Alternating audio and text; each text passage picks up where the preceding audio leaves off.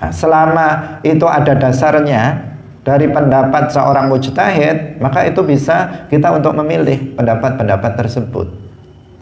Tetapi kalau pendapat yang keluar itu adalah pendapat dari seorang yang bukan mujtahid, maka tidak perlu kita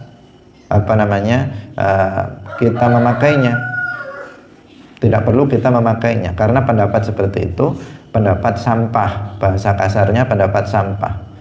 Sampah itu ya dibuang ke tong sampah, nggak perlu dipakai.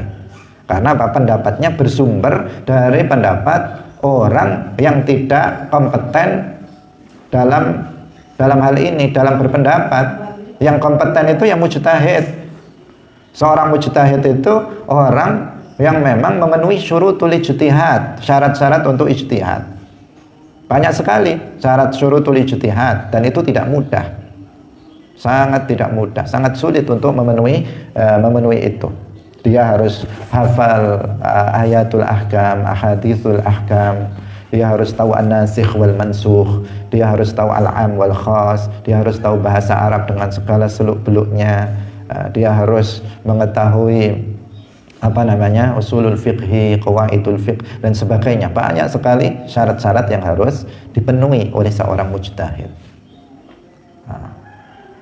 Jadi kalau pendapat itu keluar dari mujtahid, maka pendapat yang lebih yang lebih berhati-hati itu kita bisa amalkan, dan bahkan itu lebih baik karena akan menjamin keselamatan. Tetapi kalau pendapat tersebut muncul dari seorang yang bukan mujtahid, maka abaikan saja, meskipun secara zahir itu lebih berhati-hati. Misalnya ada yang berpendapat mengatakan seperti sekarang mengatakan orang yang beternak ayam wajib mengeluarkan zakat. Nggak usah dipakai pendapat seperti itu. Pendapat siapa dari 4 mazhab yang mengatakan seperti itu? Nggak ada. Itu pendapat orang sekarang saja yang bukan mujtahid. Sama sekali dia bukan mujtahid. Memenuhi setengah syarat mujtahid saja enggak. Kalau sekarang ada orang mengatakan misalnya orang yang menanam sawit wajib mengeluarkan zakat, nggak usah dihiraukan pendapat seperti ini, karena pendapat seperti ini nggak ada sumbernya dari pendapat para mujtahid seperti Imam Abu Hanifah, Imam Maliki, Imam Syafi'i, Imam Hambali, nggak ada. Kalau pada zaman sekarang, meskipun ini sudah tren dan seakan-akan kita nggak mampu untuk menghentikannya, ada yang mengatakan ada zakat profesi. Kalau ada dokter misalnya, profesinya sebagai dokter, penghasilannya banyak, maka dia wajib untuk mengeluarkan zakat atas profesinya itu. Seorang PNS wajib mengeluarkan zakat PNS-nya, profesinya. Ini pendapat siapa? Pendapat Yusuf Al-Qardawi, bukan mujtahid sama sekali.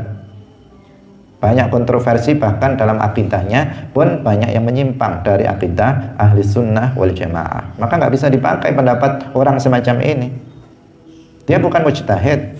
Imam Syafi'i, Imam Abu Hanifah, Imam Malik, Imam Ahmad bin Hanbal yang mujtahid tidak pernah mengatakan dokter itu wajib mengeluarkan zakat, pegawai pemerintah wajib mengeluarkan zakat. Nggak ada. Dokter pada zaman Imam Syafi'i ada apa enggak? Ya ada, sejak sebelum zaman Nabi Muhammad namanya tabib, dokter itu ada. Sejak zaman nabi-nabi sebelum Nabi Muhammad namanya tabib itu ada, dan mereka juga mendapatkan penghasilan. Pegawai pemerintah ada enggak pada zaman dulu? Ya ada. Pada masa kekhalifahan Bani Umayyah, Bani Abbasiyah, ada pegawai-pegawai pemerintahan. Mereka dibayar apa enggak? Ya dibayar. Diwajibkan enggak oleh Imam Abu Hanifah, Imam Syafi'i, Imam Ahmad, Imam Malik untuk mengeluarkan zakat? Tidak. Tidak ada mujtahid yang kemudian mewajibkan seseorang dengan profesi tertentu untuk mengeluarkan zakat.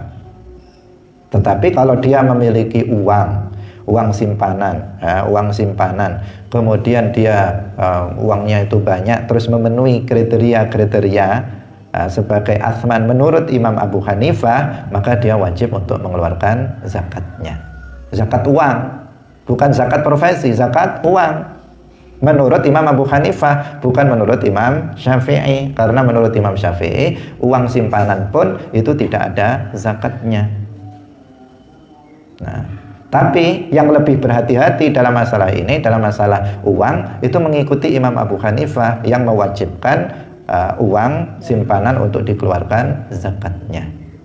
Tapi bukan sekedar berprofesi. Dia sebagai seorang dokter, dia sebagai seorang pilot, dia sebagai seorang PNS, dia sebagai seorang profesi ini dan itu, kemudian dia wajib mengeluarkan karena profesi itu, tidak.